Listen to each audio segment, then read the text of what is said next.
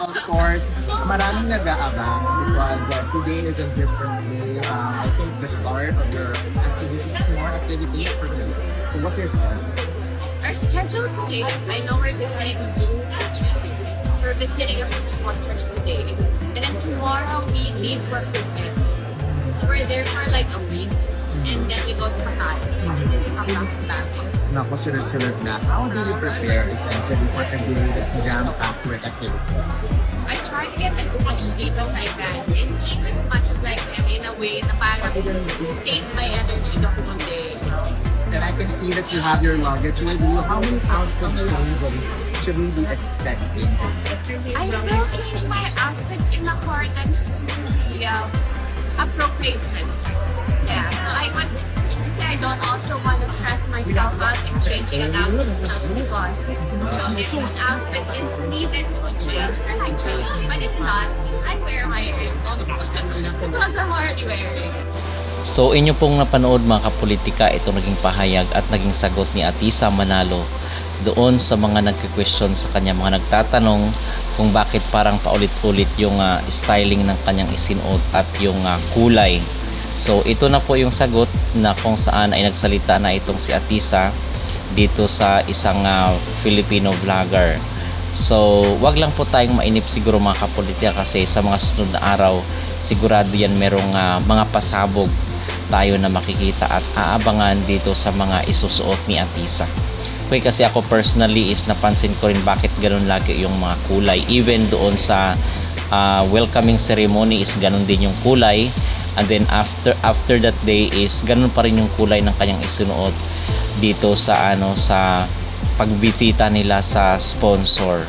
So speaking of sponsor pala, is isa pala si Atisa sa mga napili dito sa sa pictorials at sa photoshoots nila, na kung saan is hawak-hawak yung brand name ng sponsor.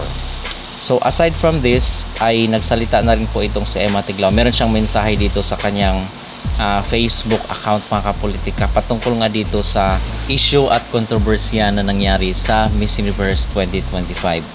When the world demands that we be flawless, fearless, and unshakable all at once, may we pause, take a breath, and choose grace instead. For true beauty is not born from perfection, but from courage to stay kind, even when it's difficult. The pageant world is built on dreams, courage, and unity. May we continue to celebrate one another with dignity and love, no matter which banner we wear. With a grateful heart, I want to thank MGI for every experience, every lesson, and for always taking care of me with genuine warmth.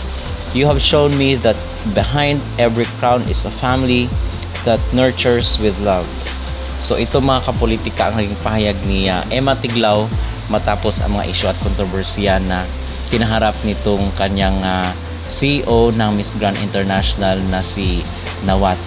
So itong si Emma mismo ang nagpapatunay kung gaano kabait sa kanya ang Miss Grand International, and of course yung CEO na si Mr. Nawat. So itong kanyang naging pahayag, I believe na yung opinion ko is nagpapahayag siya na si Mr. Nawat is hindi rin perfectong tao. Okay, so but we have to stay kind that even the situation is difficult. So hindi perfectong tao, pero nagtestify itong si Emma Tiglao kung gaano kabait at kainit ang pagtanggap sa kanya ng MGI na itinuring na siyang pamilya. Okay? So doon ito sa mga taong na misinterpret itong sinawat at patuloy siyang sinisiraan dito sa social media. So yun po siguro ang pinatutungkulan ni Emma Tiglao dito sa kanyang post sa kanyang Facebook.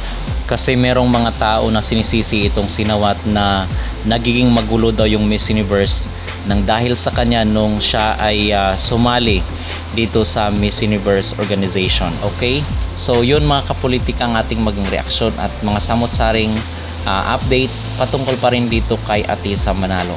So ano po ang inyong mag-reaction dito sa naging sinabi ni Atisa Manalo na inappropriate time ay mag-iiba ng susuotin itong si Atisa Manalo? Mag-comment down below at huwag kalimutang mag-like at mag-subscribe na rin kayo para updated kayo sa ating mga latest issue.